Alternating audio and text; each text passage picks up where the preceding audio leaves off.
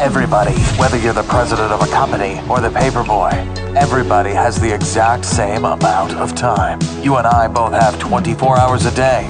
No more, no less. The question is, what do you do with your time?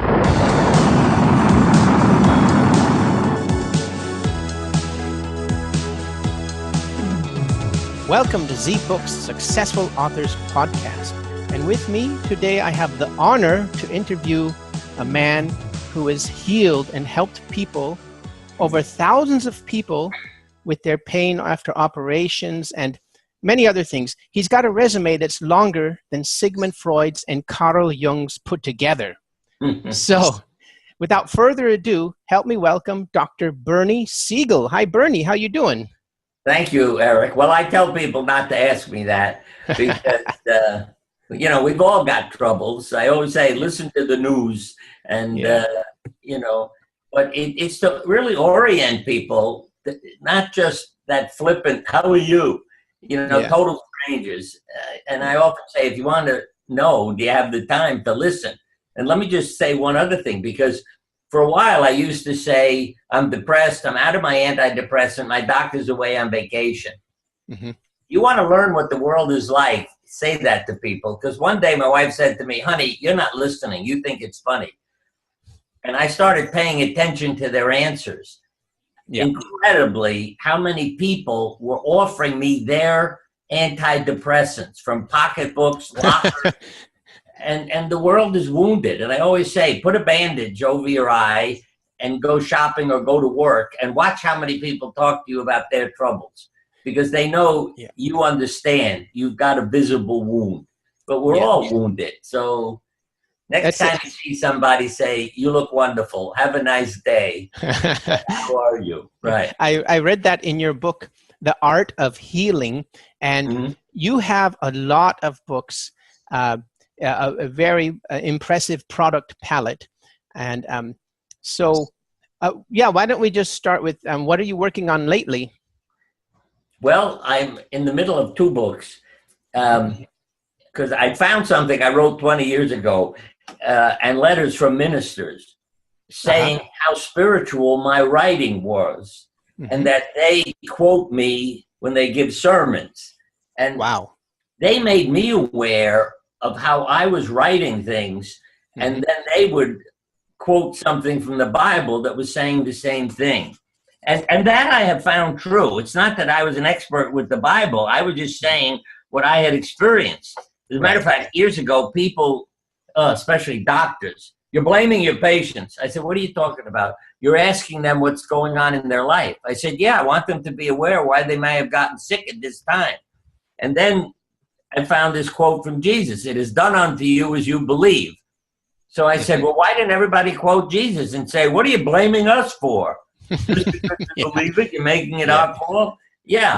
But people have to understand you can't separate your mind from your body. Right. And I always called myself a Jungian surgeon because of all the things I learned that doctors are never told. I mean, Jung interpreted a dream and diagnosed a brain tumor. That's in his writing. How did that do that? Medical students and say, ask people. And one of my books is called The Book of Miracles, where dreams are included. Somebody appears in a dream, a woman, dark skinned with an accent, appears in your dream, says, you have a lump in your right breast, you need to have that checked. Woman wakes up, feels it, goes to the hospital, diagnosis cancer. She's told your oncologist will be coming in a few minutes, who's going to direct your treatment. Who do you think walks into the room 5 minutes later? The woman from her dream. Oh. She was a doctor from India who came here to practice. And here she is. So patients weren't afraid to talk to me because they knew I wasn't normal. I mean, that's what a lot of them told me. And so they said, I know I can talk to you about this. Because we know you're not a normal doctor. And I get such a kick out of that. But you see, what doctors are doing, and I'll give you an example in a minute, is treating people like a mechanical object. Meaning, if you need electrical work on your house, you call an electrician. If the plumbing, you don't have a house specialist.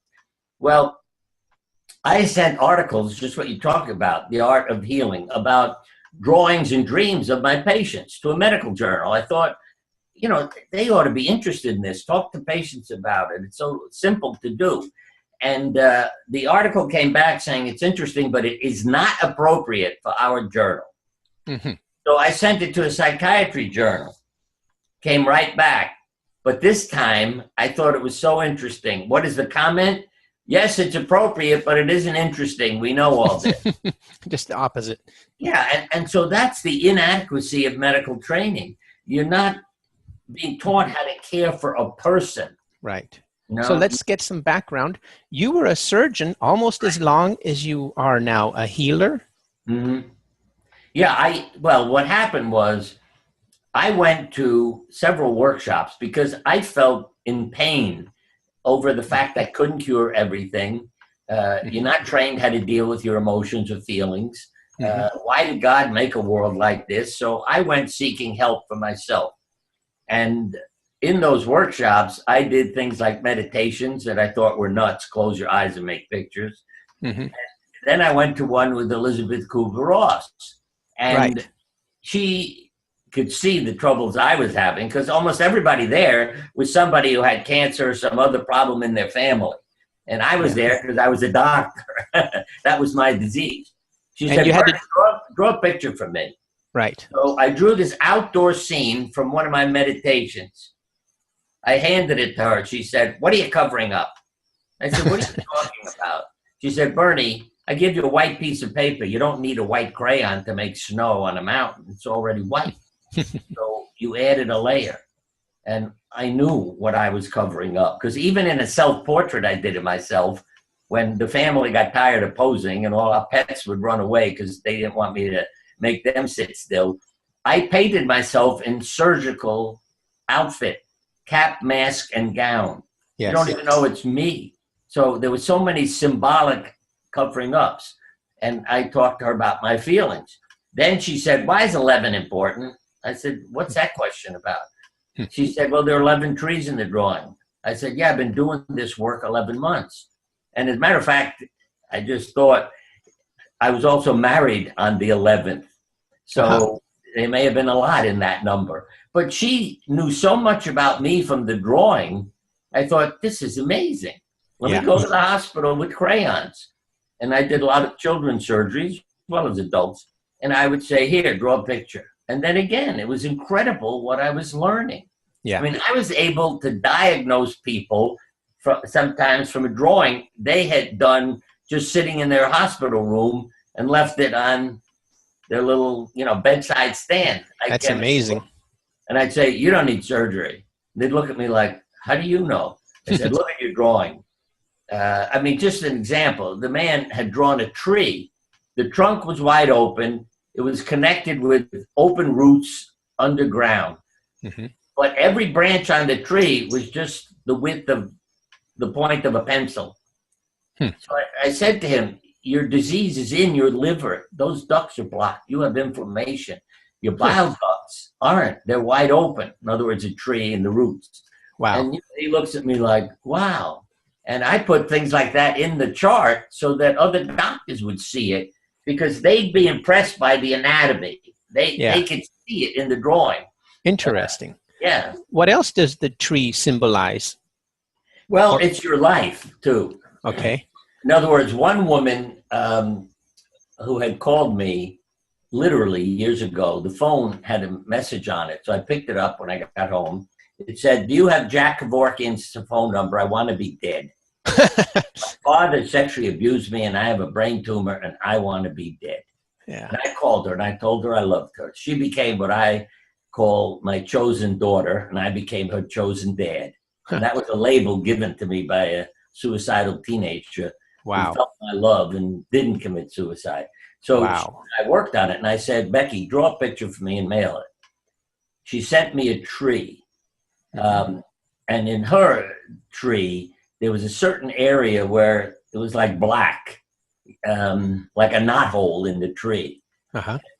If you took the tree, in other words, if I said, Becky, how old are you? And then I looked at the tree and divided it, say, into 25 segments, I could tell which segments were black and how old she was when her father abused her. Wow. Where was the black part? Well, right in the younger years of her life. And the other thing that was interesting, she had spots all over her face. I said, why are the spots on your face? And she said, that's how many times he did it. Wow. And that's crazy stuff, as I say, that's amazing. But on the other hand, also in a simple way, if somebody says, I have to go have chemotherapy, I'm having surgery next week, draw yourself in the operating room, draw yourself having chemotherapy. Now, when one woman draws the devil giving me poison, you know she's going to have side effects on the way to the doctor. Wow. And others can draw it as coming from God. I tell them, don't worry, go ahead. While the ones who draw, you know, the operating room is a black, empty box, and you're lying there alone, I tell them to visualize the operating room in a different way, going there, everybody caring about you, doing well, getting up, going right home, feeling well. And then a week later, and there's one woman, she drew this beautiful picture of the operating room, you know, just with God's light and the family outside and all the doctors caring for her inside. I said, okay, it's all right to go now. Because literally, your mind is so powerful. Nurses would say to me, your patients are a problem. What is it? They don't take pain medication. They refuse it. I said, ever occur to you they don't hurt? The nurses thought I was nuts. But I prepared my patients. So they might say, oh, yeah, I'm sore, but I don't need morphine. You know, just a little pill will be fine. Thank you. Yeah. And I learned it's really hypnotic that children took my word as the truth. And often they were misinterpreting it, though. So you say to a child, you go to sleep and you go in the operating room. And they fell asleep when I wheeled them in. And I thought, what's going on? And then I realized you said he'd fall asleep when he went in the operating room. It became a joke. The staff used to burst out laughing because I realized this was wonderful for the kids. Yeah. You know, there's nothing to fear. I mean, I start laughing when I say that because some of them would yell at me. And I'd say, what are you getting mad at me for? You said I'd go to sleep and I sleep on my stomach. This was a boy I was turning over to get his appendix out. and, you know, that's the part that impressed people. He took it so literally, he flipped over and went to sleep. So I had to turn that. But I learned, and I would say this to any medical person listening to this, the next time you use an alcohol sponge to clean the skin before an injection, tell the person, this is a new type of sponge. It numbs your skin as well as cleaning it. I will guarantee you that 2/3 of the people will say, thank you, I didn't feel it. Why don't the other doctors do that? It's like you're hypnotizing them and they don't know it. Yeah, the other third will say, I felt it. I say, oh, it's probably a bad sponge. You know, but interesting. They still had some relief, you know, I felt it versus, ow, that hurts. And so are they in a kind of state of hypnosis when they go to you? Or your words, I call it deceiving people into health. I wrote an article on my website. Yeah. Because, again, doctors aren't trained to talk to people. You know, I mean, we have all these commercials on television for drugs. What do they tell you? Or what, you know, they tell you all the things that could go wrong after they tell you it's good for your blood pressure. But by the time they're done telling you you could be sterilized, cancer, heart attack, I mean, I'd say, who wants the pill? That's pretty crazy. Yeah. And doctors have to understand how to talk to people. It would be a lot better if they said, side effects associated with it, but everybody doesn't have the side effects. It's just something we want to alert you about. Yeah. And because I would often tell patients, let your family read the list of side effects. And if you have something, you tell them, I'm having a headache. Okay. And they say, that's not on the list. Yeah. Because I know people who have lost their vision and the family has given them the wrong pills. Oh. You know, when they ask for something. Yeah. And that's the part that is so crazy. But does the pill work? Yes. You know, it's only when somebody else in the family says, what are you doing? You know, And then they realized they gave them the wrong pill because of, as one woman said, there was a C on it. So she gave her mother Compazine instead of Coumadin, which is an anticoagulant. You know, Okay. but did the mother do okay? Yeah, because she thought she was taking it. And let me say it in a positive way too, that a radiation therapist said to me one day, I feel terrible. I said, what's the matter? He said, I just inspected the machine, which we do every month. I realized when they repaired it last month, they did not put the radioactive material back in. So I haven't treated anybody for a month. I said, are you a dumbbell? He said, no, I'm not a dumbbell. Why did you say that? I said, then how come you didn't realize you hadn't treated anybody? He said, it's because all your patients thought they were being treated and they had side effects and shrinking tumors because they thought they were being treated. Wow. He almost fainted. He said, that's crazy, oh my God, you're right. Think of the power of the mind. And then I've had phone calls from radiation therapists and oncologists saying, we thought we weren't treating your patient because they had no side effects. But then we saw your name in the record. We realized it's a crazy patient. That's a quote from a radiation oncologist because he went back to the patient, said, oh, I see you one of Dr. Siegel's patients. How come you don't have side effects? She said, I get out of the way and I let it go to my tumor. Yeah. And interesting. A woman was brought to me by her relative because her doctor told her, you're going to be dead in a few months. Don't bother to get chemotherapy. You'll feel worse. Just, you know. That's a nice thing to say. So she brought her to me saying, Dr. Siegel makes people well all the time. I called my oncologist friends, the ones who knew about my crazy patients, and he examined her, and she had leukemia. So I said to her, it's not a surgical situation. But he said, Bernie, I agree with her doctor. She doesn't have much hope, but I know you and your crazy patient, so I will give her hope, and we'll start the treatment. Within 2 months, this lady was in complete remission from her leukemia, not a sign of cancer in her body. How did that happen? She said, I'm glad you asked that question. She said, when Dr. Siegel sat on my bed and hugged me, I knew I'd get better. Wow. And so that was all. You know, the oncologist, he said to me, I know you and your crazy patient, so I'll give her hope. Yeah. But that's a compliment. That became, it's in your book, how one of Bernie's crazy patients is like a compliment now, huh? Yeah. I mean, they meant it, you know, in a complimentary, humorous way, because when I started as a surgeon doing group therapy, I was criticized by the doctors. They said, you're not a psychiatrist. You don't know what the hell you're doing. Yeah. You may kill people faster in a group.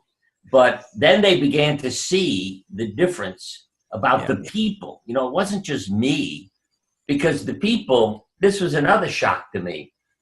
At one of those meetings where I told you about meditating and all that stuff, I was the only doctor out of 150 people. It blew my mind because it was by a doctor for doctors to help their cancer patients. And I'm the only doctor in the state of Connecticut who showed up. But my patients sat around me. And one of them said, I need to know how to live between office visits. So when I went back to my office, I had the secretary send letters to cancer patients. She forgot to put into it, it's only for the patient, you know, who gets this letter. And she sent out 100 letters. So I thought, oh my God, she'll bring her relatives, her neighbors, her friends. I'll have hundreds of people. And what the hell am I going to do? You know, how am I going to manage it? 12 women showed up out of 12 letters. And that's when you realize these are people who are not survivors. They're not, you know, they don't have that will to live. Or they're afraid. He tells you to draw a picture. I'm not an artist. Having cancer, and I don't make up any of these stories. And I asked them to draw a picture, and the woman hands me a picture, and it says at the bottom, I had my 10-year-old son do this because I'm not good at drawing. Lady, I'm trying to help you with cancer, and you're afraid of a drawing? What is going on? Yeah. In one of your quotes, I mean, I've been underlining and highlighting your book for the last 3 days, basically. But one of your quotes is, the questions we must ask are, how does the invisible become visible? Right. And go ahead. I don't know. Are you done? Yeah. Yeah. I mean, I have just written a spiritual book because the answer is God speaks in dreams and visions. Mm-hmm. I mean, the Bible tells us that. See, what's the universal language? I could have somebody who's Chinese draw me a picture and I can tell them something. I don't need to speak Chinese, you see, because that's the universal language. And God did that so that there would be some way we could all communicate. But at the same time, God wanted us to have different languages. The Tower of Babel, that story, breaking it down. But anyway, so it's the dreams and images that are the universal language. And colors have meaning too. Think about that, Yeah. What makes you stop when you're driving? A red light. Mm-hmm. Purple is a spiritual color. Yeah. I always say it's like God's residence blue and the passion color red. You mix it together. Yeah, so that every color has meaning. And believe me, you see it in life, what people color things. So the colors have meaning. Even the position on the page relates to time, your past, present, and future. So let's get into that. You just mentioned colors and past, present, and future. Right. Let's start with the colors. What do the colors mean in the drawing? Well, I don't tell people ahead of time. Okay. Yeah, that's another question I had. What's the process? Do you just? Well, I give them a full box of crayons, black and white, brown, and then the rainbow. Okay. So, let me give you a wonderful quote. Solzhenitsyn, in his book Cancer Ward, has one of the men come in and say, look, it says here in this book, there are cases of self-induced healing. You never hear a doctor tell you that. Doctors talk about spontaneous remissions. You see, you're lucky if it happens. But I learned to say to people, how come you didn't die when you were supposed to? And they always had a story. So I taught others what I learned from those stories. But he said self-induced healing, and it was as though self-induced healing flooded out of the great open book like a rainbow-colored butterfly. They all held up their foreheads and cheeks for its healing touch as it flew past. Now, why would he pick a rainbow-colored butterfly? Because those symbols mean something. What's the butterfly? The symbol of transformation. Yeah. The caterpillar struggles, gets out of the cocoon, becomes a butterfly. So when people transform their lives, that's when they didn't die. But what do you transform? You create a life of order, the rainbow. And then beautiful things happen because your body responds. The body chemistry is altered when you're living that kind of life. And literally, so people understand, if somebody's in a comedy show and you draw their blood, their immune function improves, stress hormone levels go down. Put them in a tragedy and the opposite happens. The immune function goes down, stress hormone levels go up. And they're only, acting. Yeah. But how we act, Monday morning, we have more heart attacks, strokes, suicides, and illnesses. So you have to understand that. And then on the page, as I said, there are quadrants. Okay. The upper left, I'll mention that so people know, is the far future or the death concept. But why is the future the death concept? Well, not the future, but that's why it can represent either thing. I'm not trying to scare people. I want Okay. See, somebody can put the sunshine up there and I say, hey, look, it's beautiful. Or they say, I don't know where to move to. And I say, look what's in the upper left. That's where you ought to go. That's the right place for you. But as one woman did, she drew a picture with her husband in that upper corner flying a purple balloon. And I said to her, you're ready to go, but your husband isn't ready to let go. So she brought him in and said to him, honey, and she was a nurse. She said, I'm ready to go. You have to let go. He said, but you do everything. You're a nurse. You take care of the house. You pay the bills. if you die, I'm dead. Huh. And she said, I will train you. Mm-hmm. And there were 4 trees in the picture. 4 months later, he said, honey, I cut the string. If you need to go, it's okay. She said, all right, I'll die Thursday when the kids get here from California. So she called out her death 3 days in advance, huh? Yeah. Well, my father, he said to my mother, I need to get out of here. My mother said, oh, you want to get out of bed? He said, no, I wanted to get out of my body. Wow. And I said, look, if you want to go, okay. When do you want to? He said, I'll die Sunday. So we had a wonderful, beautiful party. Everybody came, and my father literally died laughing because of crazy stories my mother was telling. You see, the craziness of life. Yeah. I go for a walk before going to the hospital, and a voice, and I mean this literally, I heard a voice say to me, how did your parents meet? I said, I don't know. And the voice said, ask your mother when you get to the hospital. When I walked in the hospital room, instead of hugging them and crying and loving, I said, how did you two meet? And my mother said, I was on the beach on vacation with girls I didn't know. I learned later they had a terrible reputation. So some boys were coming down the beach, and they tossed coins to see who would get the other girls, and your father lost and got me. He told more stories, and my father died laughing. He looked so healthy when he died. I thought he was going to change his mind and say, come back tomorrow. This is too much fun. But when did he die? Again, he can't know who was coming to be there before he died and say goodbye. Yeah. But the last person who had told us they'll be there walked into the room. He took his last breath and died. Wow. So again, the unconscious is the language. I have had a near-death experience when I was 4 years old. So I know that our bodies die, but our consciousness does not. Right. Yeah. So tell us about that. Well, your near-death experience. What happened was we had carpenters in the house. And back in those days, when I was a kid, the carpenters would put the nails in their mouth, to keep their hands free, and they'd pop them out, bang them, and hammer them in. So I was sitting on my bed with an ear infection, and I was playing with my toys, and one of them was a telephone. So I unscrewed the screw that was holding the dial in, which is not a good way to make that toy. And I put the pieces in my mouth, and I aspirated them. And then I was choking to death. Uh-oh. Painful as hell. It is no way to die, believe me. But I couldn't call for help. I couldn't do anything. And then suddenly I realized, hey, I stopped hurting.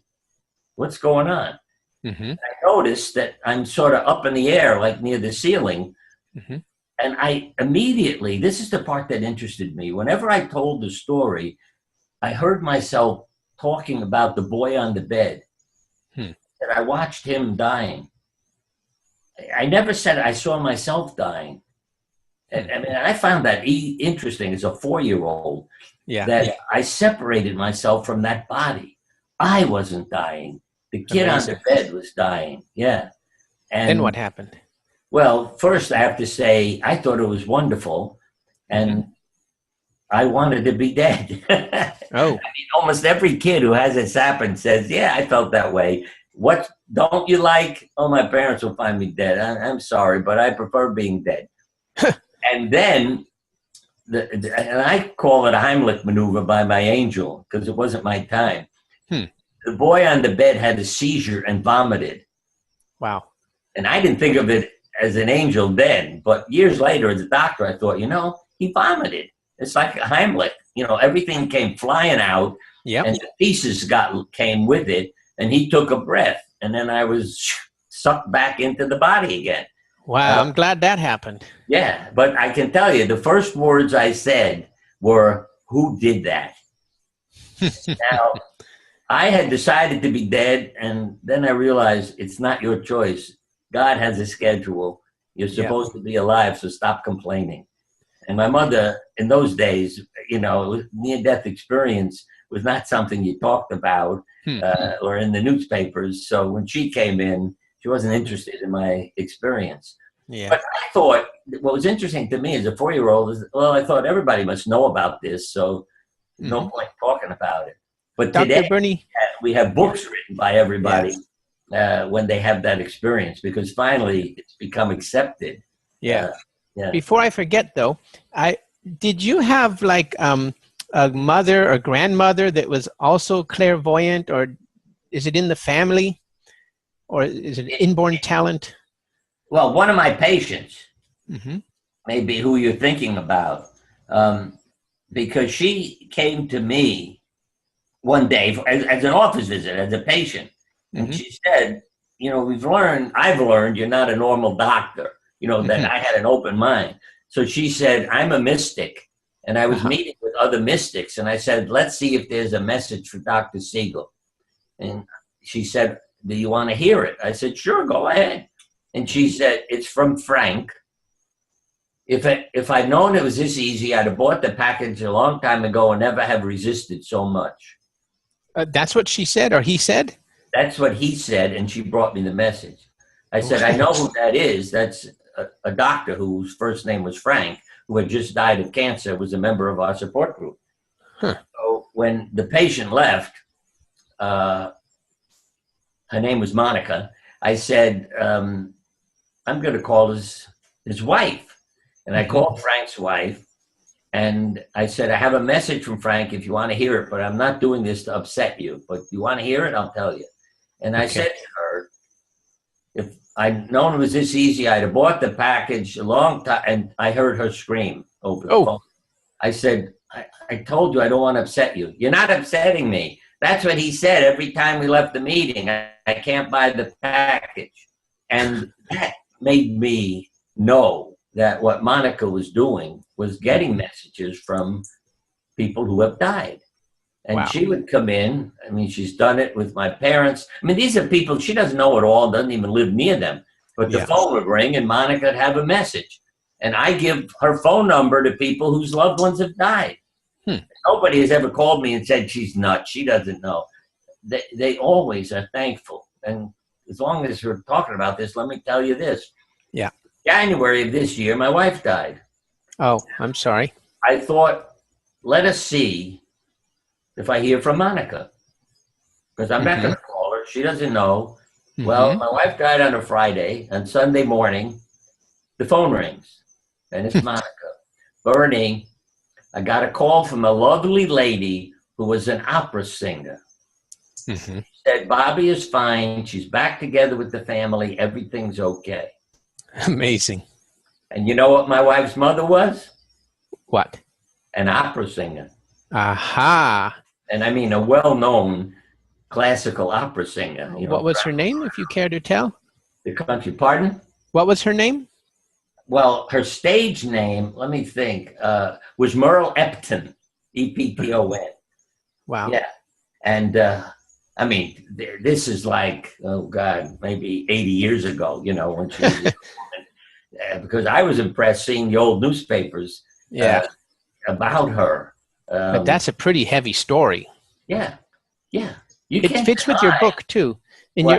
Saying. Go ahead. Yeah, in your book, you have I see you have a lot from C.G. Jung, but we'll get to that later. Yes. One of the quotes is, the future is long prepared for in advance, and therefore it can be guessed by clairvoyance. Right.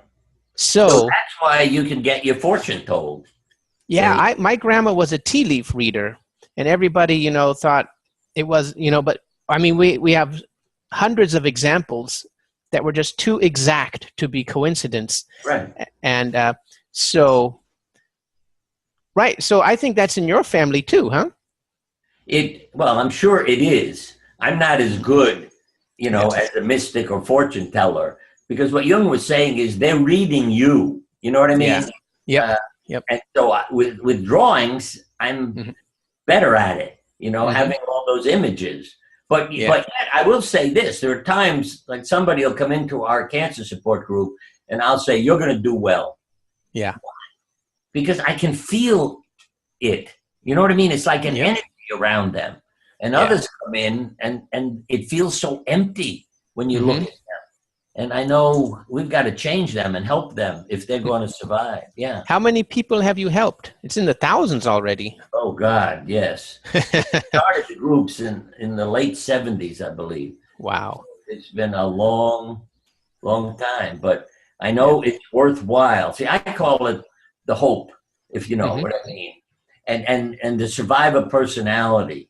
You know, it's worth giving it a shot, because if definitely. they're willing to learn and let me coach them, then I can show them what survivors have taught us. Yeah. And to be able to do that. Yeah. So did you not then make the switch from surgeon to, I don't know, life coach or psychologist? Did you go back to college and become a psychologist? No, I learned from the people. Uh-huh. You know what I mean? They were my teachers. Right. Because if they did well, I mean, that's why I would ask people, how come you didn't die when you were supposed to? And they all had stories to tell you. And again, the psychiatrists write the articles. You see, I mean, George Solomon's out in California. When the AIDS epidemic started, he realized there were certain AIDS patients who did very well. Yeah. So he wrote an article about an immune competent personality. See, because he saw it that way. And I may add also, there were other psychiatrists who thought I was crazy. What good is it to put people in a group when they have cancer? That's well, one of them, who was one of my biggest critics, said, I'm going to show Siegel's, basically crazy. It doesn't make a difference. He started support groups. See, he had a control group, no meetings to come to, and the other group. And of course, what happened after several years, the people in the support group had a much better survival rate. I think at 10 years, none of the control patients were alive, and like 3/4 of the group who were, the support group was. He was honest enough to say, hey, Siegel's right. Because I did it. See, when I did a study, people said, well, what do you expect? You're playing with the figures and making it come out. Yeah. So he got results, but they weren't the ones he wanted. But he was honest enough to. Right. Yeah. And so then it began to spread, and not about failing, but about the potential, what could happen. I mean, some of the craziest simple things that happen. I often tell this story. Somebody said you should write a book by that title. I'll tell you what it was. A fellow went to the mountains of Colorado to die because he said, it's so beautiful there, I want to die in the mountains. I told the family, call me when he dies, so I'll come to the funeral. A year goes by, no phone call. I called the family to say, why did you ignore me? I wanted to come. He answered the phone, and he said, it was so beautiful here, I forgot to die. And people said, you should write a book with that title. It was so beautiful that I forgot. That is a killer title. Yeah, and I have many other letters that say the same thing about what people did to enjoy the last few months of their life. And then the letter ends with, I didn't die, and I'm so busy I'm killing myself. Like that you have to laugh at. But it was, again, in one of my books, I talk about a landscaper. Thank God he was diagnosed in springtime. He had retired, was depressed, developed cancer. I operated on him. I said, you need more treatment. He said, if I got something. What? It's springtime. I don't have time for treatment. Going to go home, make the world beautiful. So when I die, I leave a beautiful world. 6 years later, my nurse handed me his chart. And I said, he's dead. We must have people with the same name. She said, open the door. So I opened the door, and there sat John. I have a hernia from lifting boulders in my landscape business. He never retired, died at 91 after his wife died. Then he turned off his switch, if you know what I mean, and let himself go. But never of cancer. It never came back because he was busy making the world beautiful. And he became my therapist. I mean that.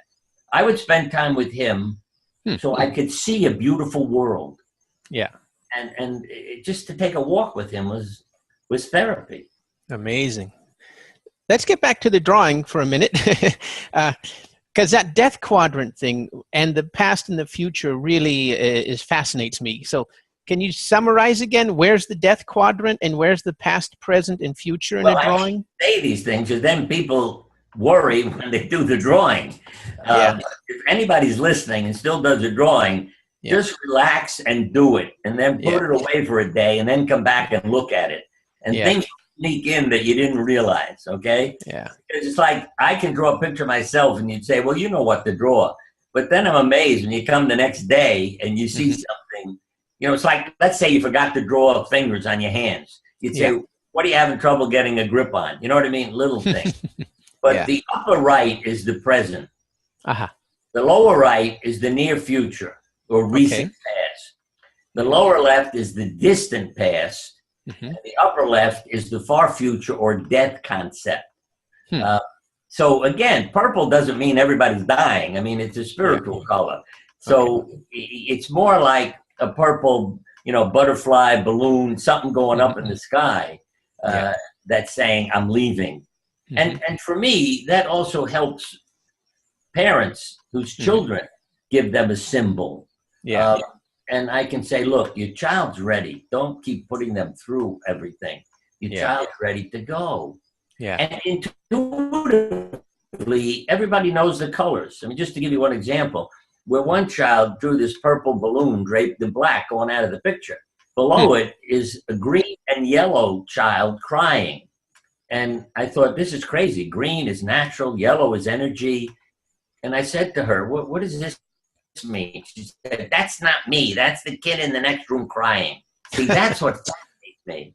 She's ready to die, but when she draws the kid in the next room, it's back to healthy colors again. See, what makes her do that? It's that intuitive wisdom and knowledge.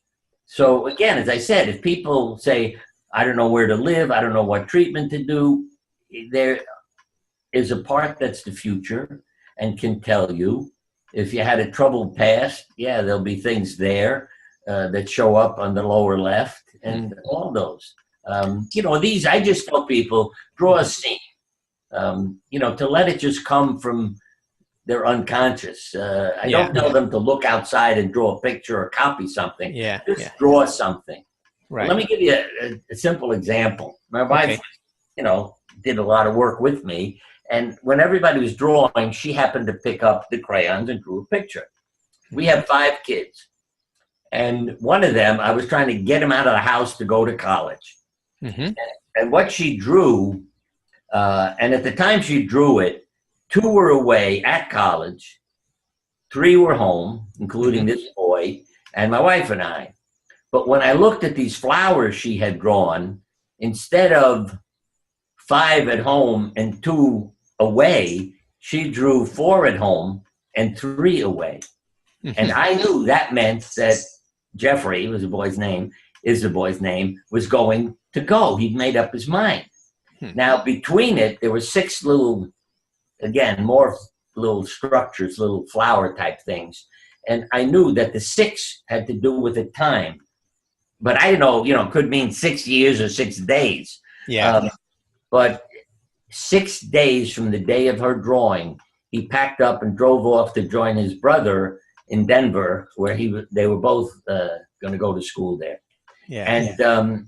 That's the kind of stuff. You know, my wife is just doing something to fill in the time. But boom, here was the information for me about him and the future. So that's interesting, because have you heard of this HTP test, the House Tree Person test? Yes. Yeah, I've heard of it. I'm not any, you know, expert, so to speak, in it. Right. Well, it sounds like you're an expert, though.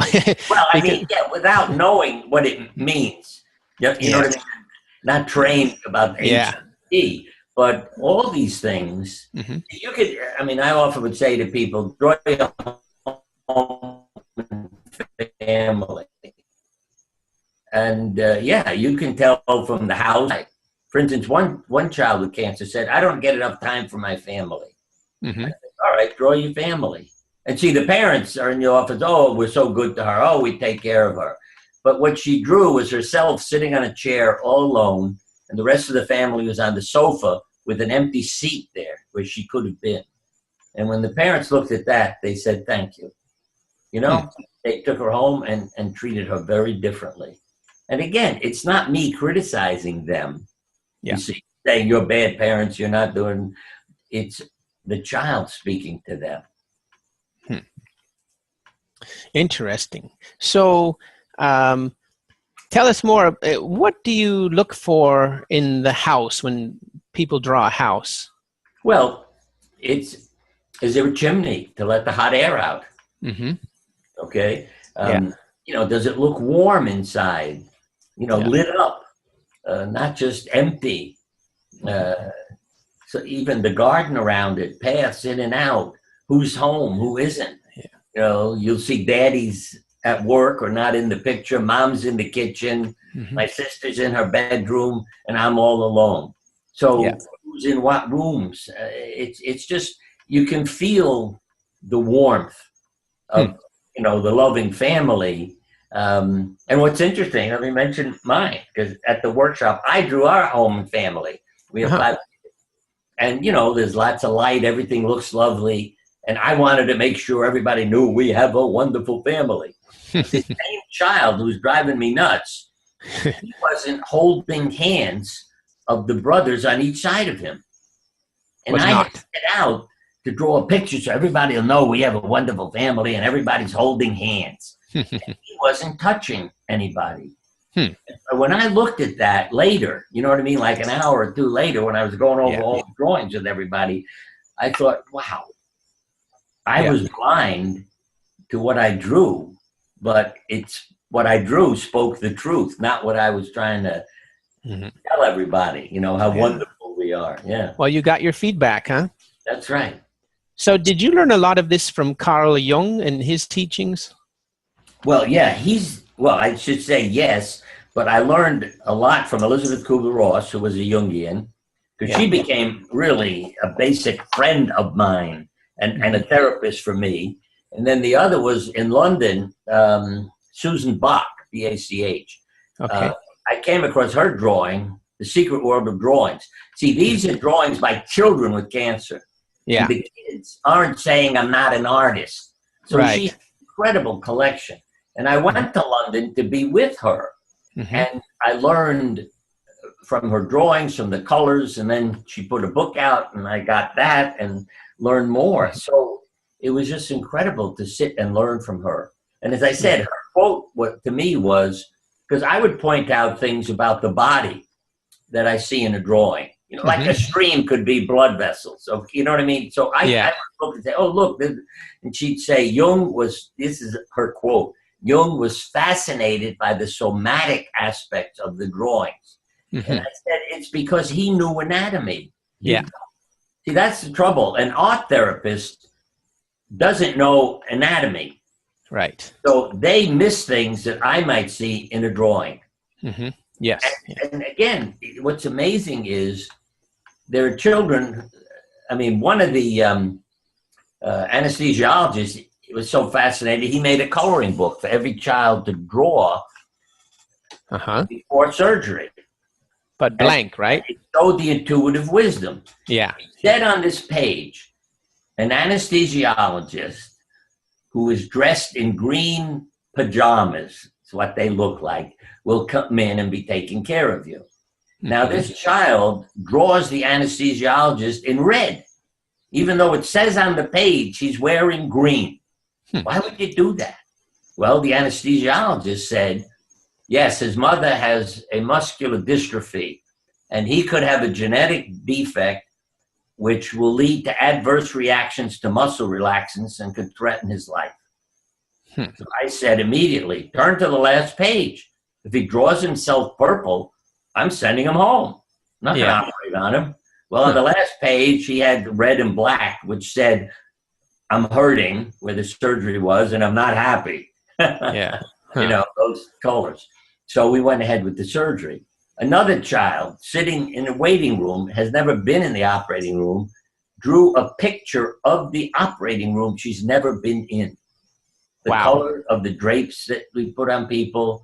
She drew 2 lights and black knobs where they bend, to focus them, and how many people were going to take care of her. It was incredible, you know? And again, that's what changed people in the hospital. because Siegel's always crazy. And no, Siegel's very interesting. This is fascinating. It's better than an X-ray. And so they became my supporters, and we did this regularly. And what's interesting, I showed them this because you had an identification photo before you came into the hospital. Mm-hmm. They made it on like a driver's license. You know what I mean? But on each one, they put a band of color behind the photograph, like running across from one corner, from the lower left to the upper right, and then your picture was in the middle, and the color was decorating it. And I showed them how fascinating that was, because the administration got a yellow color. Right? Okay. The people who did radiation therapy got a red, an emotional color. Yeah. The doctors got a purple color, to be spiritual people. And so every occupation in the hospital had an appropriate color behind them. Strangers had orange. That's a color of change. So interesting. If they came for the day, they gave them that one. And again, that helped show people what we're, showing you. It's no different than often when you go into the emergency room, you get a wristband and things like that, and they have a color, and the color is appropriate, to the emergency room and what's happening there. Yeah. So what's your advice for parents, for example, and their children's drawings, and they're not like a psychologist or a pediatrician? No, what I say this to many parents. I say, ask your child to draw a picture of your home and family, and tell them that you want to decorate the refrigerator because you're proud of them and their drawings, and you want to put it up, because you don't tell your kids, I want to evaluate you. Yeah. I mean, as I said, I have 5 kids. When they were drawing pictures in their room and I'd walk in, they'd slump down on the desk over their picture. Why? I don't want Dad to see this and start telling me. Yeah. But if they had a problem, they'd say, Dad, what should I draw? I want you to help me. Yeah. I would tell them what to draw. But I would say to the parents, draw the home and family, decorate the kitchen. Then sit down and look at it. Where are you? Are you touching? Are you together? All those things. As a matter of fact, one medical student was so interesting. He said he didn't know what specialty to go into. I said, draw a picture of each one. Family doctor, radiation oncologist. I forgot what the other one was, what the other specialty was. But I said, draw the 3. Now, he was such a nice kid. I thought, you ought to be a family doctor. That's what I would have told him. But when you looked at his 3 pictures, the family doctor was so damn busy, he wasn't with his patients. The radiation oncologist, I was amazed, was holding his patient's hand, his wife's hand, and the other doctor also wasn't, close to people. I can't remember what the other specialty was. But I said to him, be a radiation oncologist. That's the best. Look at this. Years later, and he was a medical student then, wasn't married. Years later, I get a phone call because we kept in touch. He said, we're having trouble. I said, what's the matter? My wife, she can't conceive, can't have kids, no pregnancy. I said, Matt, look at your drawings. There are 3 children in every drawing you did in your far future, that upper left. Interesting. And I said, I can't tell you whether you're going to adopt 3 kids or you're going to have them, but you're going to have 3 children. And a few years go by and he's got 3 children. Amazing. And happy.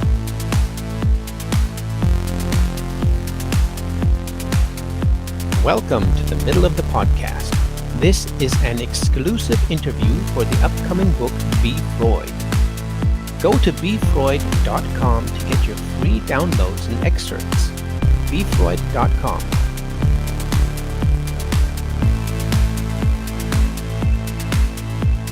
What happened was, I said to him, you drew 3 children in the far future. So whether you adopt them or your wife has them, I can't tell you, but you will definitely have 3 children.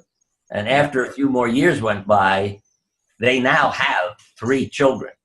And, you know, that's in you. And let me just add one more about having children, because a woman I knew from our cancer group called me one day. She said, Bernie, I'm pregnant, but I'm going to miscarry. I'm in the hospital. It's very emotional. I wondered if you could come over and talk to me. So I went over to her hospital room, and she was in labor. The doctors were there, nurses, family, but the room was so filled with misery, you know, and horror, because this terrible thing is going to happen. I just walked in, and immediately I could feel it. I screamed, get out of here. Get out of here. They all looked at me like, who are you? I said, get out. She told everybody to leave. They left, and I calmed her down, and we did a meditation and imagery of controlling her uterus, calming it down, stopping the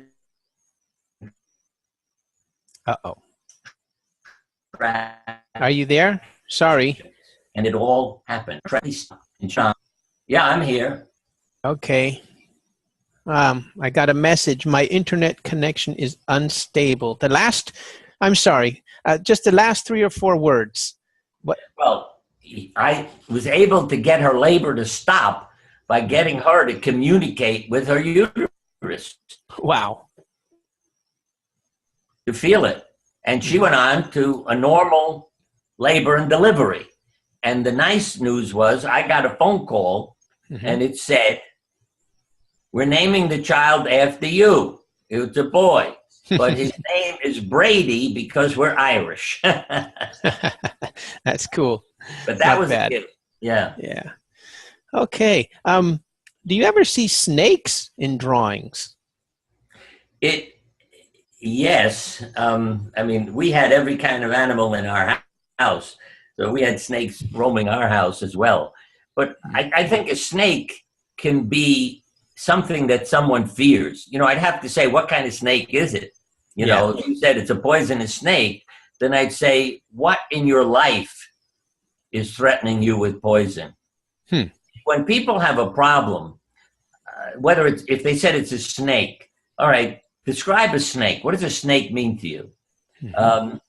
Or I lost my job. I have cancer. Say, what words would you use to describe what you're going through? What's your headache like? Pressure. What's it like to have cancer? Failure. See, then I say to those people, what's the pressure in your life? What makes you feel like a failure in your life? Now, if somebody said it's a wake-up call, it's a new beginning, fine. They're on the right track. But when you hear negative words, like draining, what's draining you? The pressure was the woman's marriage. The failure was her parents committed suicide when she was a child. She must have been a failure as a child. Those things had nothing to do with their disease, but it had to do with their lives. And boy, the people thank you and go home and straighten out their lives. Yeah. I see quite often drawings of snakes that are smiling, and quite often in the tree. So I really don't know what to make of that. Well, let me tell you an interesting story that always impressed me. I was almost going to say it happened to me, but it really is a story. You're walking down, you know, outdoors, and there's a cave. Then you go in to see what's in it. And there's this beautiful gem, a treasure sitting there. So you go to pick it up. And what do you see? A big snake hissing. So you back away and leave. And you spend your life regretting that you didn't have the courage to pick up that gem, what it would have meant to your family. So when you're an old man, you go back to the cave and you walk in and there's the gem. And what's sitting next to it? A little frog. Pick up the gem and you take it home. And I think that's what that snake is representing. It's people's fears, what they're afraid of doing, what they're afraid will happen to them. Yeah. But when you grow up and realize you have the potential, you're not afraid. It's just a little rock. Yeah. If somebody wanted to learn more like about Carl Jung and his drawing and symbology, which book would you recommend? Well, the three things I recommend are three books. In my book, The Art of Healing, there are 60 drawings. I have it, yes. And then there is Susan Bach, as I said, B-A-C-H, The Secret World of Drawings, and Greg Furth, F-U-R-T-H, Life Paints Its Own Span. Now, he's you know, a Jungian therapist, so there's not anatomy so much in his book, but more psychology. And Susan Bach has a combination of life and death, you know, the psychology. And mine is a little bit of everything, because there's anatomy in it and other things where I, as a doctor, saw these things and, you know, put them in. Yeah, when I got your book, you know, anytime I'm reading up to 5 books, and maybe 10 if you count the audio books. But when I got your book, then I couldn't put it down. So I just kept going and going. I'm still highlighting everything in it. And it's amazing. I highly recommend it. And is that your favorite book of yours? Well, I'll tell you in a minute what my favorite, but I say to people what you just said, highlight books. I fold the corner of the page down. Yeah. And then come back and read it 2 years later. And you'll notice that you find things in there you didn't notice before. Yeah. And hopefully you will, because that's a sign that you're progressing and becoming more enlightened. And I discovered that accidentally when I started rereading books without realizing I had read it before. And then I'd say, hey, you marked it, you read it. Yep. But new things were jumping off the page. The thing I keep reading now that I wrote several years ago, it's called 365 Prescriptions for the Soul. It's a message for every day. Now, I used to randomly open it and look, but now this year I started again on January 1st, each day opening it. And what awakened me was how much I have forgotten, you know, because I think this book may have been published, I don't know, could have been 18 years ago. Let me just see. I have it on my desk. What year is in it? 2004. So 14 years ago. Yeah. And it's enlightening me because I will read about my experiences and say, oh, I'd forgotten about that. And so it's a wonderful teacher. And, you know, with quotes, stories, I mean, it's practical, but it keeps you focused on life. And I think that's the important thing. And then I read a lot of other spiritual books by, you know, various, you might call them religious leaders. But the message to me is what they're teaching us. See, I learned, and when I began to study religion, how would you like this one? You go get a smallpox vaccination. And then you hear what the Pope tells you in 1823. He said, you vaccinated yourself, you're not going to heaven. God decides who gets smallpox. How'd you like that one? Is that a true story? Oh, yeah. Crazy, huh? I began to study religion because I saw for some patients it was a handicap. Yeah. You know. But what I've noticed there's a... say this in a modern... Billy Graham, a minister here in the States, I don't know if you're familiar with it, but somebody wrote to him in his newspaper, you know, column, does God want me to have cancer? His answer was not necessarily. What the hell are you talking about? But he said, well, supposing you win the lottery and everything's wonderful in your life, God gives you cancer, now you'll come back to church. You got a problem. I mean, I can't believe, you know, when religious leaders do that. And let me quote why I read Maimonides 1,000 years ago, 2 very significant ones. He said, disease is a loss of health. It is not something God gives you. You've lost your health. And the Bible tells us, if you find what your neighbor has lost, return it to him. So people need to understand that. And the other, which is very classical, if people took as good care of themselves as they do their animals, they would suffer fewer illnesses. Now, that's 1,000 years ago. And let me give you a quote from modern day magazine called Cat Fancy magazine. Okay. Your cat dies of lung cancer. Your other cats are having trouble breathing and asthma because you and your husband smoke in the house. I always say to people, what would you do? Now, some people say, well, I'd stop smoking. I'd say, wrong answer. What this lady wrote was, Doug and I now smoke in the yard. We love our cats more than the convenience of smoking indoors. We are not killing our cats anymore. We hope you're not killing yours. Can you imagine publishing that in the magazine without saying something to the readers? Yeah. Well, that's what the magazine did. See, they care about cats. You want to kill yourself, go ahead. I mean, it's so absurd. This is 1,000 years later after Maimonides recommended you take care of 1,000 years. Yeah. Yeah. Let me give you a couple of quotes of yours. I mean, I can't go through your whole book because it's so fascinating, but I really love these 2 or 3. If you limit yourself to the channels accepted by your peers, your life will be all about staying within their confines. Mm-hmm. And then consciousness can be experienced as a universal field that affects us all, and studies by quantum physicists have proven this. Can you elaborate on this? Oh boy, I'm trying to think of. I find that really fascinating. If it's something specific from quantum physicists, but it's part of why, for instance, Jung and Einstein, became close. Because again, they're speaking like energy equal mass times the speed of light squared. I mean, what the hell is that? But but the quantum physicists, this is what I do say.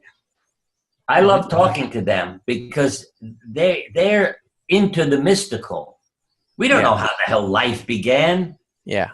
See, even the Bible, I mean, what's his name? Joseph Campbell said, religion is a misinterpretation of mythology. And people get all upset when you say that. But, what we're talking about, God was created. Then God creates man. Yeah. And it's a stepwise thing. And so whether you're talking about an atom or creation, that's why the quantum physics is so mystical. Just because of the fact that we can't explain it, but here we are. And I say literally, see why I talk about it in the same way. If we spent all the money we're spending exploring outer space on the human body and inner space of where we would be today in terms of our health and longevity. Yeah. Inner space is just as remarkable and mystical as outer space. So what do you say to your atheist patients? I've noticed there's a lot of spirituality and religion in your books and your work. Yeah, well, my definition of God is loving, intelligent, conscious energy. See? You need all those things for creation. So it isn't because, well, there's a wonderful story called The Next Voice You Hear, where by Edward Albee, where God talks to everybody. And God says, a perfect world is not creation, it's a magic trick. And stop creating religions, they're a problem. You see, and that's the difficulty. That when I've been called satanic and occult. Right? Why? You close your eyes and you meditate and Satan could take over your images. That's a quote from a minister telling people not to attend my lecture. Of course, then everybody shows up because as soon as they're told not to go, they all go. But it's so crazy, you see, that we argue over words. And that's when we get into trouble. So I'm not a fundamentalist. I don't let words control me. I let experience control me. See, I don't live by my beliefs. I live by my experience. I hear voices. I mean, it's amazing the incredible things that I have experienced. And I mean, literally talking to me. if I get started, it'll go on for hours more. But but I can't deny that those things happen. Yeah. And it's quieting the mind. Let me maybe emphasizing this. Yeah, The go ahead. one key I've learned that for everyone to do is to quiet your mind. Mm-hmm. The ugly duckling sees he's a swan on a still pond. Joseph Campbell talked about a tiger brought up by goats because his mother died chasing them. He thinks he's a goat until a tiger takes him to a still pond, and you see he's a goat. I have an animal intuitive friend. I thought, she's nuts. She talks to animals. But she does. And she taught me how. Bernie, quiet your mind, and you can get into the animal's mind and talk with them. And I have. And I may add, she has told me where to find a lost pet in Connecticut while she's been in Africa and California. She has How did you do that? my house because she gets into the mind of the animal. Crazy, huh? Yes, I thought it was until Wow. she did it. And then I wrote a foreword for her book because I said, you cannot deny. See, I experienced it. I said, you can't deny what she did. Yeah, yeah. Okay? Her name is Amelia Kincaid. I mean, she's become a good friend now. You kind of touched on that earlier. What Western doctors and medicine doesn't understand is invalid in in the medical world, right? So again, when you read about meditating, Bible, so often that still pond theme comes up. Yeah. Again, part of it, let me put it in simple words that Amelia gave me. She said, Bernie, if your dog is missing, your cat is missing, stop screaming their name. That's not going to achieve anything. Quiet your mind. You'll get into their mind. And it always works. Wow. And then I can talk to them. I could say, come home. I don't want you out in the woods overnight. I mean, I adopted a dog who jumped out of my car on the way home from the animal shelter when I stopped to get gas. I had to get everybody helping me to capture him and bring him back into the car. When I got home, I quieted my mind and I said, why did you do that? And I couldn't believe the answer, but I've learned when you can't believe it, it's really coming from the animal. And what was the answer? I belonged to a couple. The wife was lovely. The husband was an alcoholic. And when he would come home from work, the wife would say, take the dog for a walk. He'd put me in the car, go drinking, abuse me, and I don't want to be in a car. I said to him in my head, I would never treat you that way. I love you. You're in a new home. We'll take care of you. 2 weeks later, I accidentally hit the button that opened the side door of the minivan, where the door slides back automatically.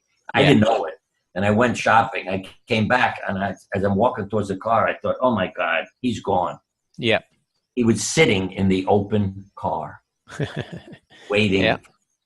Yeah. And my other dog wasn't there. Then I got upset, but I hear Amelia say, stop yelling. Get your mind quiet. And I realized he was in the market looking for me. So I went back to the market, and there he was with the security guard saying, you looking for a dog? That's interesting. Yeah. And I talk to all our animals now. And they also read my mind. Say, if people are hearing this and think I'm nuts, say, okay, I'm taking you to the vet tomorrow. They won't let you come near them. I had outdoor cats, and I made an appointment. I said to the vet, you need to see me first thing in the morning. That's when they come to eat, and I'll grab them. There's 2 cats outside. Next morning, they don't show up. They didn't show up for a week. I finally said to the vet, forget about it. I can't get them. Next morning, they were sitting and waiting for breakfast. They know. They know. How the hell did they know? But well, that's not too far off. Sigmund Freud had a dog named Jofi, and he was there for every session. And as a matter of fact, he got signals from the dog before the session even started. about the patient, you know. I do. Yeah. Yeah. That dog, Buddy, I mentioned to you, that was his name, Buddy. Yeah. He was the one, you know, who belonged to an alcoholic. So I bring all our dogs, and I also had a cat named Miracle. I'll tell you how she got her name, that I brought the treatments and making rounds. But Buddy would walk around the circle, because we all sat in a big circle. And he would walk up to some people, and I could hear him saying, "Oh, you're doing very well. You don't need me."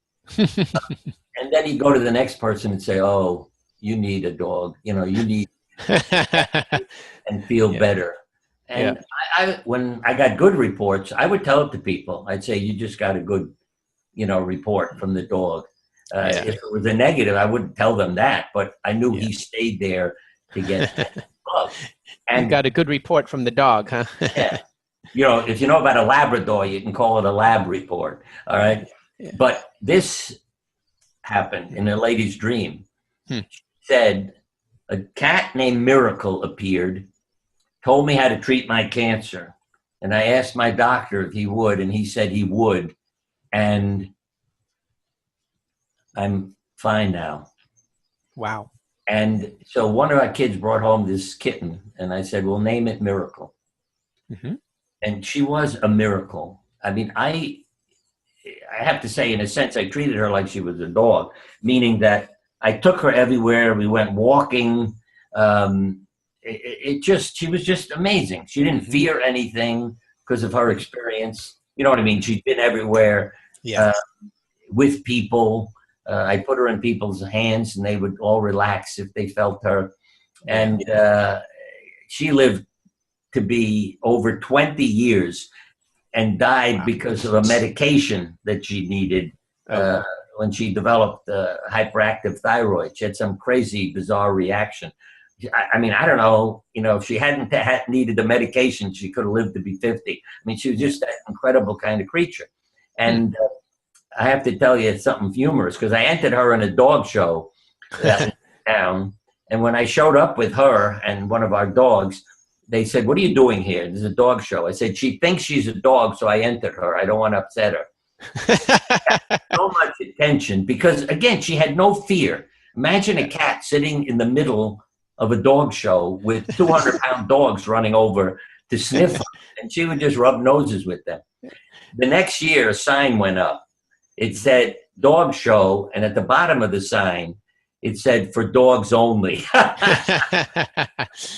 I knew they were telling me, "Don't come back because your cat took over the show." But it's those kinds of dreams. I've had dreams too where cats, you know, and I've sought therapy to understand it. One was a cat, called, I thought it was called Diamond, but nobody was saying the D at the end. And when I was talking to James Hillman, the Jungian therapist, he said, "No, Bernie, it's Daimon, Daimon. It was your spirit." And, oh, God, it made such a difference to talk to him, and how in 5 minutes I understood so many things about dreams I was having. And I may add a past life. When somebody, you see, again, these things have happened to me. It wasn't do you believe, not believe. But consciousness doesn't die. So we can be born with the consciousness of people who preceded us. You know, I always say, when you see a 5-year-old playing a violin in a concert orchestra, how the hell did that happen? Well, there was a violinist that's in him, you know, the consciousness. So they have that talent. But when a friend heard how many interviews I was having, how many places I was going to speak, she said, "Bernie, why are you living this life?" You know, she wanted me to calm down and quiet down. I went into a trance because she said that to me over the telephone. "Why are you living this life?" And I will just abbreviate it, but I saw myself with a sword in my hand, killing people and a dog. And I tell you, when it was like watching a movie about myself. It's the only way I can describe it. I cried for hours. But the message that it gave me, I felt, was maybe that's why you're a surgeon today. You help people with a knife. You're not killing. Aha. And the other was that one of our kids came home with the word words written over and over again on a canvas in an art class. What happens when you write words, words, words with no space between them? I saw that picture. Yeah, swords, swords, swords. Yep, they blend together. Where is this coming from? This little pipsqueak at school. I think he was telling me something. You know, you can kill a cure, and about the past. And I really felt, and Hillman helped me, you know, because it was so emotional. But it made me realize why I wanted a dog when I was a little kid. It drove my parents crazy, but they didn't want a dog. And then in one of my books, Love, Animals, and Miracles, you understand, because I discussed the Siegel Zoo. I mean, we've been rescuing and saving animals for decades. I mean, this house was a zoo. You wouldn't believe it. I mean, everything was running loose, had names. They were all family, you know, and even snakes. But it made me realize there's a reason you've always behaved this way, rescuing and saving people. And that the knife, as I say, can kill or cure. But it taught me so much about my past by having that experience. And Hillman, this is a very key statement, and everybody needs to know who their Lord is. Because I was a knight in a castle. The Lord of the castle said to me to go kill the neighbor's daughter.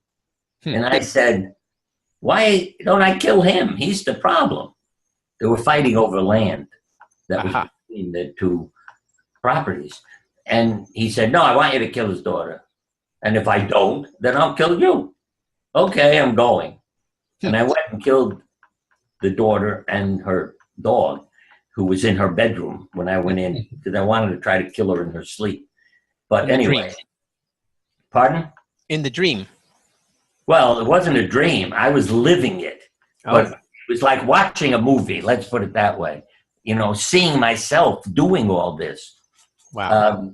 And when I said about the Lord to Hillman, he said, Bernie, you hear what you're saying? I said, what do you mean? You keep saying my Lord. I said, yeah, the Lord of the castle. He said, no, Bernie, it's your Lord. You have to go home and relive this. And boy, when he said that, I knew what it meant. Because think about Jesus. Think about Abraham. Why had to kill your kid? It's the same situation I was in. Why didn't Abraham say, take me, leave the kid alone? Yeah. Hey? He says, okay. And he ends up with a living child. Why didn't he jump off the cross to impress people? He's capable of miracles. So why didn't he say to God, look, can't we find another way to do this? But he had total faith. And I mean this today. If God came to me and said, Bernie, would you give up your life to make a difference in the world? I'd say yes. Now, I couldn't have said that years ago, before my past life and the therapy with Hillman. I would have had a lot of trouble saying yes. But today, I have that faith. And I can say it. And I have seen people go home with cancer, expecting to die, and come back free of disease. What did you do? I left my troubles to God. That's a quote from a lady whose cancer disappeared. They went home and they had faith. And what that did to them and their body. And I used to have a lot of trouble understanding Abraham and Jesus. But I learned they had faith, and they knew what they were doing was the right thing for everybody, not just personal. Could you mention again Hillman or his book? Yeah, he wrote, oh God, I can't remember the title of it. But he was your therapist? About fiction.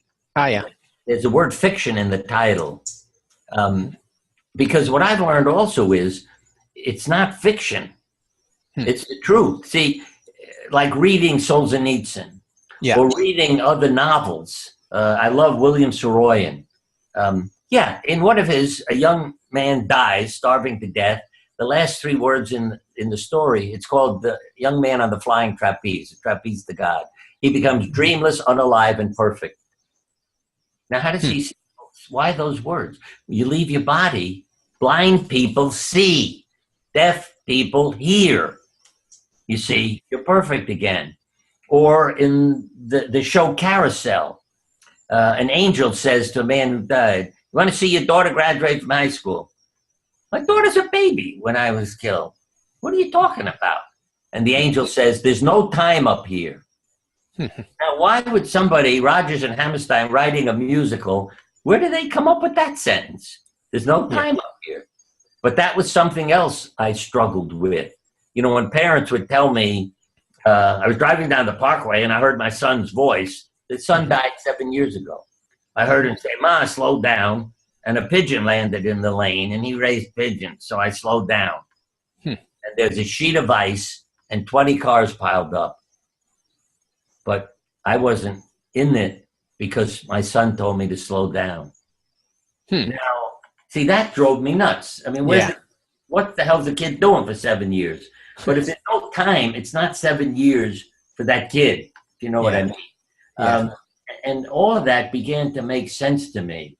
So all the people's experiences and everything else. So, I mean, I know. Yeah. That And doesn't, you know, it's not, I don't have anything to fear about death. I mean it. When my time comes, fine. I'll turn the switch off and go. You'll tell everybody beforehand what minute you're going to die, huh? Yes.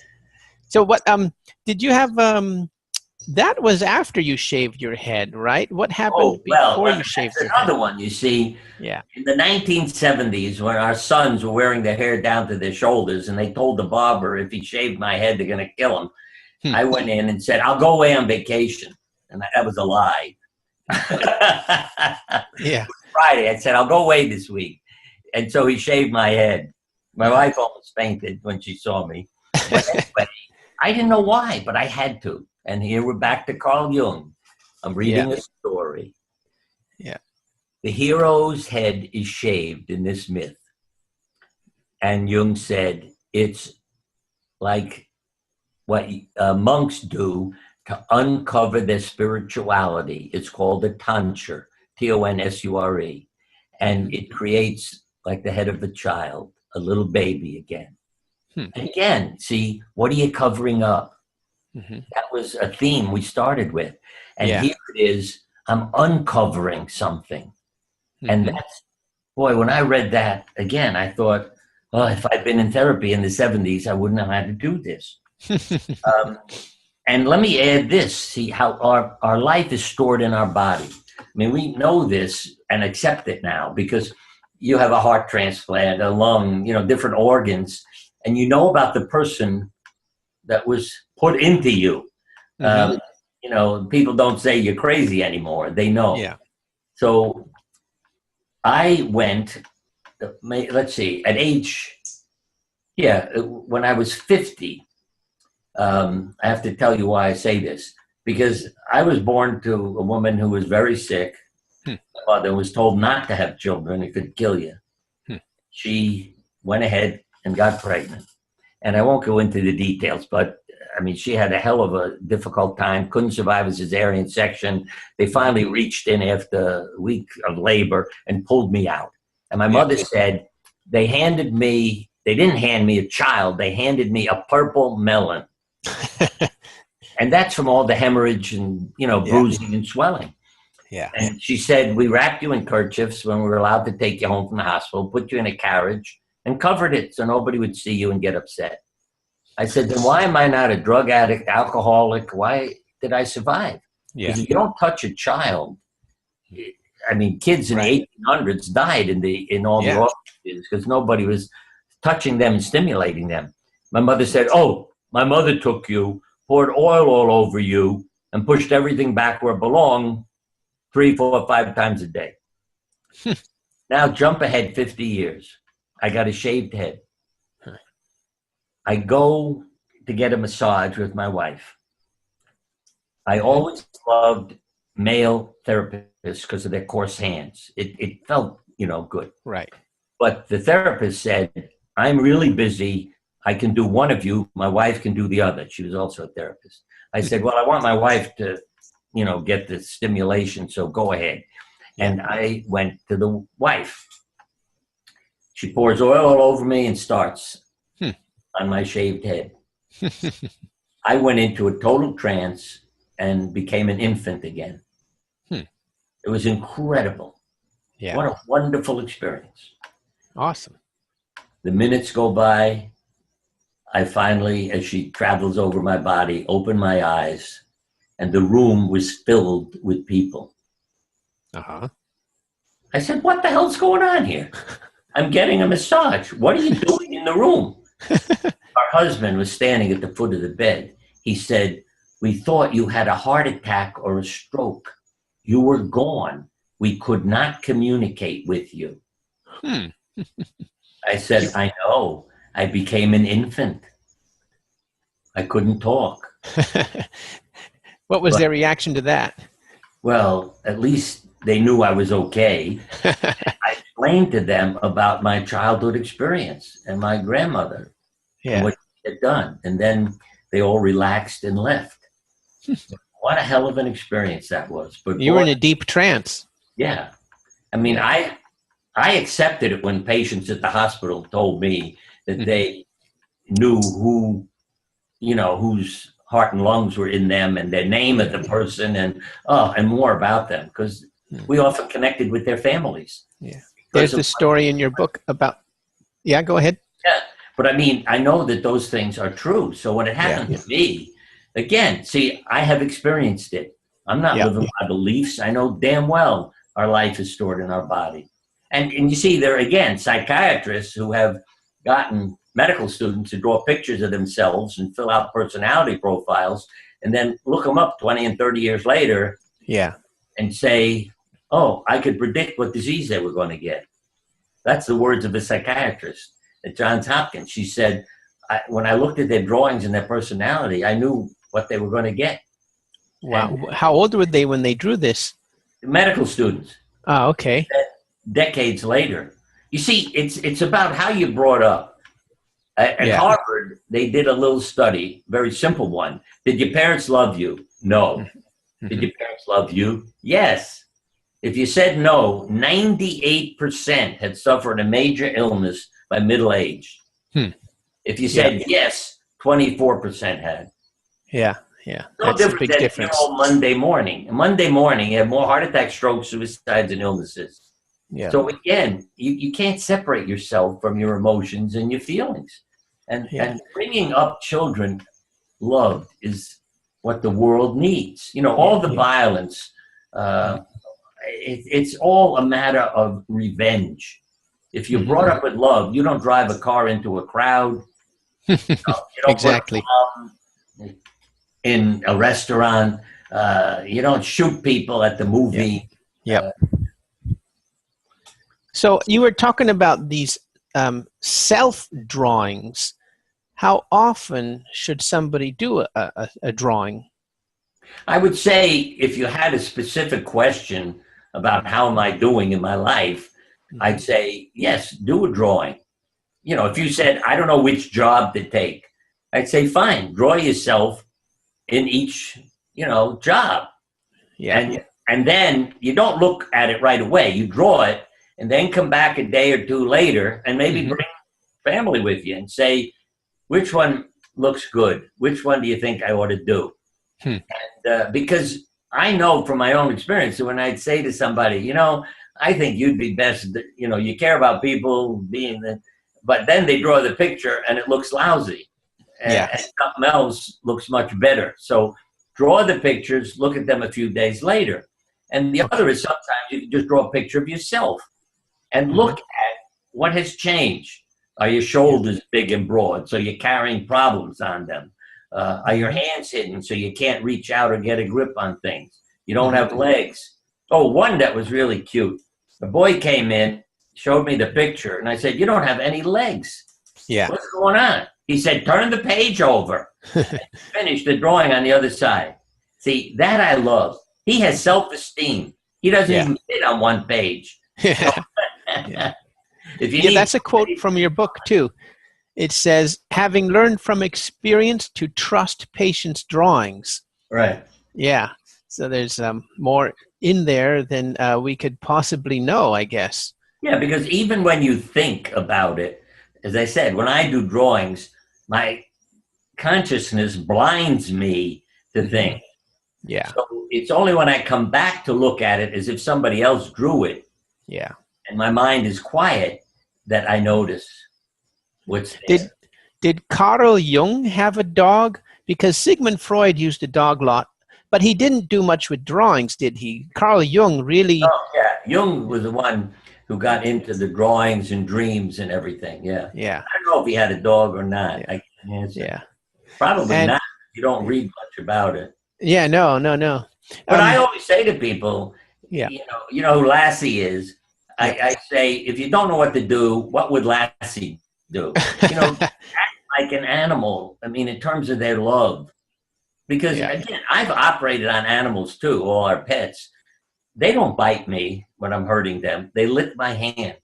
I mean, that blew my mind. Yeah. It hurt my heart more than them saying stop or bite my finger, biting my finger when I was doing something. They turn. And let me tell you something. I would recommend everybody read a story called Rags, a poem called Rags by Edmund Vance Cook. And I'll tell you why. The dog I have now is named Rags. Okay. A dog saves your life while you're in the war. He's working with the soldiers. Right. The war ends, you get discharged, you can't find him to take him home. You go back to medical school. That's why this poem had me in tears. Yeah. You walk into the class and there's a dog cut open on the table. You go over to look with the other students and it's Rags. And he licks your hand and dies. Yeah. Basically the finish of the poem is, if there's no place in heaven for a creature like that, I'll take my place in hell. Yeah. And when I read that poem in a book of poetry, I mean, there was animal poetry. Oh boy. That's a good one. Poem was Rags. Because there's a poet, I forgot his name, who on his dog's headstone, he put a stone where his dog was buried. It talks about all the wonderful aspects of the creature that's buried there, the love. Yeah. And at the end it says that it's a dog, because a person would never, fulfill that description. Yeah. So for everybody to know that's his dog that's buried there. Yeah. Is that your favorite? No, that's your favorite poem, huh? What's your favorite book? My favorite book? Well, the one I love is a novel by William Saroyan called The Human Comedy. It is all about life. I love the title. It takes place during World War II. So it's very much like what's going on in the world today. Yeah.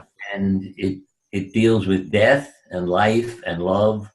I mean, one of the quotes that I love from it was, "The best part of a good man stays forever, for love is immortal and makes all things immortal, while hate dies every minute." Okay? That's a good one. Oh, Yeah. it just is so real about people. And as I say, and love. Because imagine having a job delivering death telegrams from World War II. Yeah, not nice. All of this is blended together.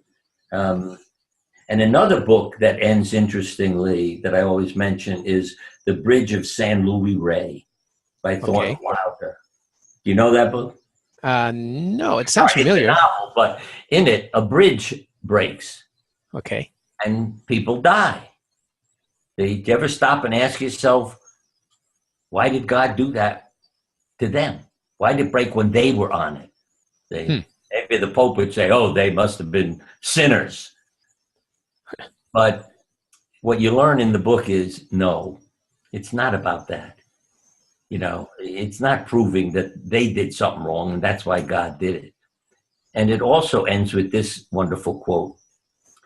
"And we ourselves shall be loved for a while and forgotten, but the love will have been enough. All those impulses of love return to the love that made them. Even memory is not necessary for love. There's a land of the living and a land of the dead, and the bridge is love, the only survival, the only meaning. And that's the last paragraph in the book. Wow. And I've learned that too. You want to live forever, love somebody. Mm-hmm. That is profound, Dr. Bernie. We've been talking for an hour and 40 minutes. Yes, I never stop. That's because, great. See, the only thing truer than the truth is a story. Yeah. And, well, let me finish with this, if we're finishing now, that I didn't tell you. In a meditation, I met a man named George, my inner guide. He was very spiritually dressed. I was rather disappointed it wasn't Moses or Abraham or Jesus. George, okay. And then I'm out speaking one night, and I noticed that you're not paying any attention to your outline that you made to talk from. Yeah. I said, yeah, but what the hell? I'm doing well, so I'll just keep talking.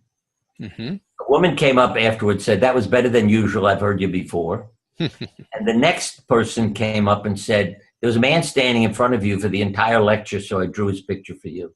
It was George. Uh-huh. He gave the talk. I'm the mechanism he uses to speak. I always say it's like your television set is demonstrating a program. It's not creating it. A couple of years after that, and I realized that was true. I stopped preparing. I mean, if you know what I mean, I just show up and then I speak for George. I spoke at a Christian funeral, and Alga Worrell, the healer, if you want to read some interesting things, see if you can find the book, The Gift of Healing by Alga and Ambrose Worrell. Mm-hmm. And I know she's a healer because she healed me of an injury by just putting her hands on me when I didn't believe it. She was lecturing at a medical conference. But she came over to me because she knew the man who died also and said, Bernie, yes, are you Jewish? I said, what's that about? Because I spoke at a Christian funeral? No, there's a rabbi standing next to you. And it was George. She described him in total detail. And then I understood why he was dressed the way he was. You know, in terms of his, all his garments from his head to his feet. And then even at Stop and Shop one day, I'm kidding around and somebody said, oh, Dr. Siegel. I said, look, when I'm acting silly, don't call my name out so everybody knows. Give me another name. And she called me George immediately. Now, there are no coincidences. See, Elizabeth Kubler-Ross had a Swiss accent, and she would always say to me, Bernie, there are no coincidences. That's the thing I've learned. Whether it's Freud, Jung, Einstein, we're creating the future. Mm-hmm. And so it's not a coincidence when you go somewhere. And I really listen. You know, I can get in the car and it's like, which way should I drive? Where should I take the dog for a walk? Where should I park? I mean, I get messages and it's amazing. And so I follow the instructions. See, there's something, maybe the last mystical thing to talk about. When my mother died, I found enormous numbers of pennies, several dozen. And the grandchildren started saying, they're pennies from heaven. It was like, where did they come up with that? I mean, these are little pipsqueaks standing in the yard and saying, oh, they're pennies from heaven. And I would find them on the way back from the mailbox. So they weren't there when I went to get the mail. Well, when my wife died, I basically said to her, even though she's dead, I mean, we're still talking to each other, some of the experiences I've had. I said, don't forget the pennies. Well, we were married on the 11th, and I'll just focus on that. I have found a dime and a penny 4 times since she died. Where? One is in a bird bath outside her house. A voice came and said, go clean the water in the bird bath. I went over and I dump out the dirty water. There's a dime and a penny sitting in it. I mean, nobody can explain that. And I said to our kids, did you do this? No, Dad. I found it 3 times in Stop and Shop, you know, the supermarket. And I would hear a voice say, go into that aisle. And I'd go into the aisle and there'd be a dime and a penny on the counter where you check out. Just sitting there. 3 times. Yeah. I mean, and other pennies that I found. I've also had what I call a kiss at night. And think of yourself blowing out a candle. Yeah. A puff and a breeze. And I'm lying in bed, and there's nobody in the room, not even an animal. And I hear puff, and I feel a breeze on my face. I knew my wife was kissing me goodnight. Ah, and that happened many times. And I mean, the other things have happened. I can't even remember all of them, but it's from sounds to, seeing like mystical things in the room. And I'm not the only one who's had that. Of course. I mean, I had families tell me that when one of their kids died and then the sister got married, people were taking pictures at the wedding, and there was this cloud, I mean, like a person in the photographs. And they knew it was the brother, who came. I mean, just to tell stories forever. Interesting. But I keep my mind open. Yeah. I question it. And found enormous numbers of pennies in all kinds of odd places that my wife would leave there. And there's no explanation for it. If it wasn't there a couple hours ago, and then suddenly you're walking around the house and it's sitting there. Yeah. Yeah. That's very Jungian. What about the one video in YouTube I watch a lot of yours? Direct quote out of the video: "The patient statement, you practice every day to become the person you want to be." Right. Yeah. And oh boy, there's a lot. So what's in that? Let me say what not Jung, but what Soroyan said in the story. He said, everybody alive is an actor, but almost everybody alive is a very pathetic actor.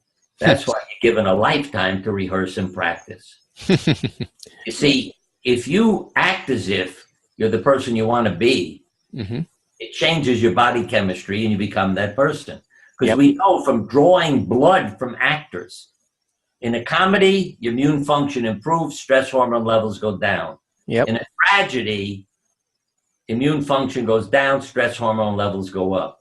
So literally, actors get sick. Yeah. Especially in the wintertime, if they're in some tragic play, because it takes their, strength and energy and immune function away. That's one of the wonderful things about all of your books and your work, is how you combine real world experiences with, and I hate to say mystic, but let's say the subconscious or whatever. And it's a really awesome blend of the two domains, and you do it very well. I think maybe that's why you have so many fans. Well, I've lived it, and I think, and so my mind is open. I don't deny things. Yeah, I've learned. I've had enough arguments with doctors, and as I said, it's why I became a storyteller. See, when you give statistics, you hear from the audience. Yeah. That's poorly controlled. That's not a good journal. Yeah. But you tell a story. Oh, that's an anecdote. Yeah, that's right. It's an anecdote. But it's true. And then they have things happen in their life, and the next thing you know, they show up and start to tell you, I got a story for you. See, and then the walls come down. Yeah. See, one student did a study on our cancer patients and showed the benefits. Yeah. His Yale professor said to him, it can't be true. And made him change the numbers so everything came out even. See, that's the problem. Yeah, I've heard of that before. Yeah, but you see, when you're talking to the quantum physicist and the astronomer, they have an open mind. Yep. Yeah. That's awesome. So, boy, you know what? We're going to have to do another podcast. So, what's in the future for you? Life. Yeah. Projects, books. Oh, yeah. I'm working on a very spiritual one now that I've sent to the Hay Foundation. And they're putting it together now. And what they're calling the gems. Because, it's me with all my stories. But they're going to put it together and we'll edit it and publish it. Awesome. And I also have written a novel that I want to get published about past lives. Okay. One of them is mine, but I changed the character. So it's called, I think, The Insurance Man. That's me. Mhm. But I have a psychiatrist and a mafia don. You see, that if you're a kid in past life and you lead to someone committing suicide because of what you do, Yeah. think about coming back in this life and wanting to help people. Yeah. Or you have a family killed Yeah. by another tribe. You come Hmm. back in this life, you want to be the tribe that everybody's afraid of. So you Yep. become, a mafia member. I mean, there are reasons we do things. Yeah. And in the book, they all learn from their past life experience. Mm. Because the Interesting. psychiatrist who didn't basically believe in it has it happen Mhm. to him when he goes to a workshop, and then he comes back and does it with his patients. And, Yeah. what a difference it makes in all their lives. So have you started this book? Yeah. Have you thought of self-publishing it? Well, if I can't get like the Hay Foundation or someone to do it, you're damn right, I'll self-publish it. Yeah. I'll help you self-publish that book, Dr. Bernie. That is my specialty, if you didn't know. You see, there's life, Yep. the synchronicity, Yep. what you just told me. Mm-hmm. All right? Yep. Good stuff. I love it. I love it. Well, you know what? When we're done, Yeah. send me an email mentioning Okay. that. So because definitely. I'll check with them. I'm doing like a last edit. I mean, I wrote Okay. the novel several years ago, Yeah. but I brought it back up to add things to it and check with the Hay Foundation and see if they're interested. And if it doesn't work with them, you and I will put it together. Awesome. Yeah, because you already have a website, and I was looking. You have, I think you're doing a podcast on another website or something. Oh, I do all kinds of things. Yeah. So you have a following. I mean, you don't need a big publisher anymore. You've got enough people behind you. You can self-publish very easy. Okay, but that's another topic. No, but I mean, I have, for me, it's just, having agents and even editors I have. As a matter of fact, she's over in Ireland now. Because these are people I've worked with, so it's easy to let them help me do the mechanical things. And if you're available, that'll be perfect. Yeah, excellent. All right. So, Dr. Bernie, I mean, I want to reserve another podcast date with you someday. It's so fascinating talking with you. But let's try to wrap it up with your number one tip for anybody. A simple statement is, when you live in your heart, magic happens. When you live in your heart, magic happens. Yes. In other words, don't make up your mind. Ask your heart, how does it feel to do this? Yeah. See, I grew up with 3 messages. Let me tell you what my parents did, not your parents. You come home from school when I was a kid. Ma, I got a horrible day today. It really drove me nuts. So I don't know what to do tomorrow. Do what makes you happy. She never told me what to do. It was always do what makes you happy. I wasn't happy when she would say that, but I learned from her to pay attention to your feelings. The second was, Ma, everything went wrong today. God is redirecting you. Something good will come of this.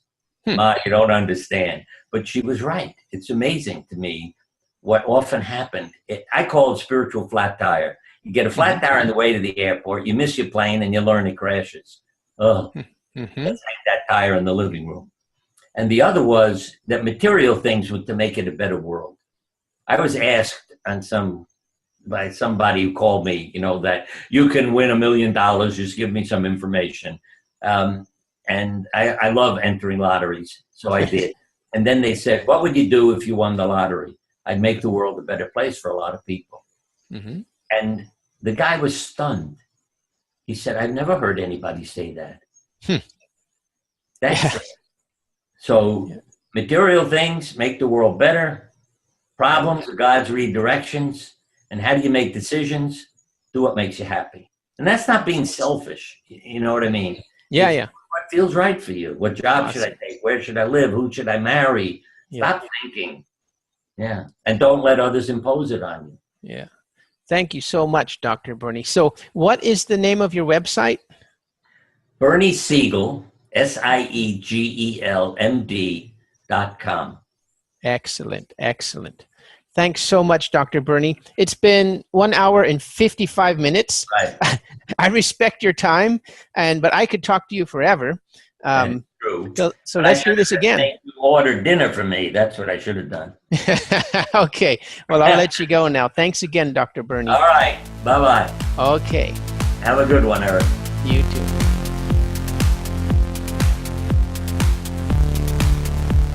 That's it, folks. I hope you liked that podcast. Remember to go to befreud.com. That's Freud like in Sigmund Freud. BEFREUD.com to get your free downloads and excerpts of the upcoming new edition of Be Freud, the Drawing Personality Test book.